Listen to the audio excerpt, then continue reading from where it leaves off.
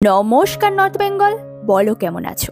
সপ্তমীর রাত, শাড়ি ব্লাউজ নিয়ে রেডি, আর এই ফুস করে চেঞ্জ করে রেডি হয়ে নিলাম। আজকে জানো তো রেডি হতে অনেক টাইম লেগে গেছে, তাই হাজব্যান্ড মহাশয় পুরো রেগে মেগে লুচির মতো ফুলে ফেঁপে উঠেছিল। যাই হোক, চলো যেতে যেতে বাকি গল্প করা যাক। আজকে একটু চুলটাকে হালকা করে রং ঢং করে বাঁধতে চেয়েছিলাম, তবে করতে গেছিলাম এক আর হয়ে গেছে আরেক। মানে এইসব ক্রিয়েটিভিটি আমার দ্বারা আর সম্ভব হলো না, তাই ওই যতটুকু জানি ততটুকুর মধ্যে কিছু একটা করে ফেলি। তবে এই ঝামেলার জন্যেই আজ বেরোতে বেরোতে এত লেট হয়ে গেল। রাত 9টায় বেরোলাম, সে আবার রেগে মেগে বলল 10টা বাজে নাকি বাড়ি নিয়ে চলে আসবে। কিন্তু আমি জানতাম বর আমার বাইরে থেকে যতই যাই বলুক, মনে মনে সে জলের মতো ঠান্ডা, মাঝে মাঝে ওই গরম হয়ে গিয়ে টকবক করে ফুটে ওঠে আর কি। আর তোমাদের জন্য কি এরকম?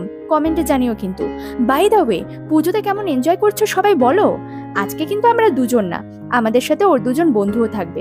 আগের দিন তো আমরা এখানে এসেছিলাম, কিন্তু ওই দাদারা যেহেতু এদিকের প্যান্ডেল দেখেনি, তাই ওরা আগেই এখানে চলে এসেছিল। যাই হোক, আজকে সপ্তমী, একবার ভিড়টা দেখো, রীতিমতো সবাই লাইন দিয়ে ঠাকুর দেখছে। এই জন্যেই হাজব্যান্ড মহাশয় আমাকে পঞ্চমীর দিন রাতে এদিকে ঠাকুরগুলো দেখিয়ে দিয়েছিল। আজ গরমটাও প্রচন্ড পরিমাণে পড়েছে, তার মধ্যে ঘেমে নিয়ে একাকার। এই সাজের সাথে চুলটা খোলা থাকলে আরো ভালো লাগতো হয়তো, বাট বলেছিলাম না, বিয়ের বছরে চুল খোলা না রাখার কি একটা ব্যাপার আছে। তার উপর যা গরম পড়েছে, চুল বাঁধা আছে বলেই অন্তত এদিক থেকে একটু রিল্যাক্স আছি, না হলে আরো গরম লাগতো। আর মেয়েদের তো গরম শীত ব্যাপার না, সাজগোজে বা নিজেকে ফিটফাট রাখাটাই মাস্ট। তার জন্য যদি গরমে চুল খোলা রাখতে হয় তাতেও আপত্তি নেই, আর শীতে যদি কোনো অকেশনে সোয়েটার বা চাদর ছাড়া থাকতে বলে তাতেও কোনো মানা নেই। দেখো ভিড় দেখেছো রাস্তায়? আমরা পঞ্চমীতে যখন এসেছিলাম তখন রাস্তা ফাঁকাই ছিল, আর আজকে দেখে আমি অবাক। অষ্টমী নবমীতে তো তাহলে বুঝতেই পারছো কেমন হতে পারে। এরপর বেরিয়ে পড়লাম পরের পুজো দেখতে। এখানে আবার এসে দেখলাম ডান্স প্রোগ্রাম চলছে। পুজোর সময় এরকম প্যান্ডেলের পাশে স্টেজ বানিয়ে একটু প্রোগ্রাম টোগ্রাম হতে দেখলে বেশ ভালোই লাগে, তাই না বলো? এই হলো প্যান্ডেল, আর এই যে আমাদের মা।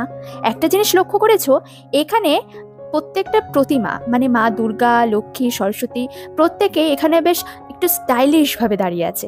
কার্তিক আর গণেশ বসে আছে, আর মহিষাসুর শুয়ে আছে। একদম অন্যরকম ক্রিয়েটিভিটি, বেশ সুন্দর।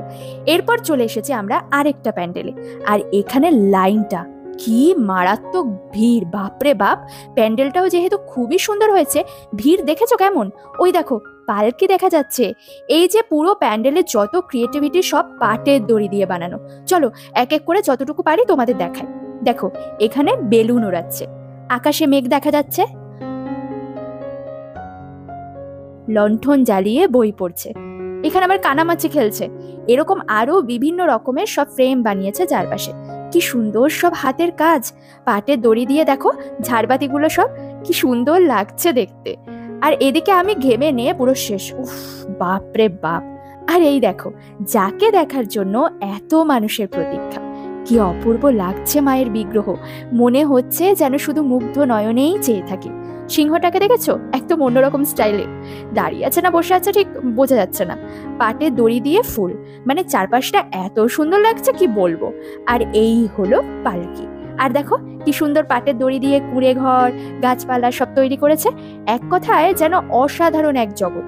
মানে পুরো প্যান্ডেলটা, এমনকি মায়ের বিগ্রহ, সারাটা ক্ষণ যেন আমি মুগ্ধ হয়ে দেখছিলাম। এখানে অ্যানাউন্স করছিল যে নদিয়া, মেদিনীপুর এবং জলপাইগুড়ির শিল্পীরা এসব কিছু কারিগরি করেছে। Just wow. এখানে আবার বেশ ছোটখাটো সুন্দর একটা মেলাও বসেছে দেখছি। যাই হোক, রাত 11টা বেজে গেছে। এরপর আমরা সপ্তমীর রাতের পেট পুজো করতে চলে গিয়েছিলাম রোডের পাশের এই রেস্টুরেন্টে। কি সুন্দর ডেকোরেশন করেছে দেখো চারপাশটা। তো এরপর আমরা ভেতরে চলে আসি আর খাবার অর্ডার করে দিই, আর একটু পরে চলে আসে আমাদের dinner. A few moments later. Now dinner সবার ডান। আর একটা ট্রুলি রিভিউ দিচ্ছি গাইস, জলপাইগুড়িতে এতদিন যে কটা রেস্টুরেন্টে আমি খেয়েছি, সব থেকে সেরা লেগেছে আজকে আমার এই রেস্টুরেন্টের খাবারগুলো। এক কথায় অসাধারণ, আর পরিবেশটাও বেশ ভালো লেগেছে আমাদের কাছে। আমি তো পরে আবারও আসবো এখানে। যাই হোক, এরপর আমরা এখান থেকে ফাইনালি বেরিয়ে যাই বাড়ির উদ্দেশ্যে, কারণ অলরেডি 12:30 বাজে। ভিডিওটা কেমন লাগলো কমেন্টে অবশ্যই জানিও। ব্লগটা আজ এখানেই শেষ করছি, ফিরে আসবো নতুন ভিডিও নিয়ে। ততক্ষণ সবাই ভালো থেকো এবং সুস্থ থেকো। আমার ভিডিওগুলো আগে দেখো, যদি ভালো লাগে দেন সাবস্ক্রাইব করে চ্যানেলের পাশেই থেকো। টাটা বাই বাই, আবার যেন দেখা পাই।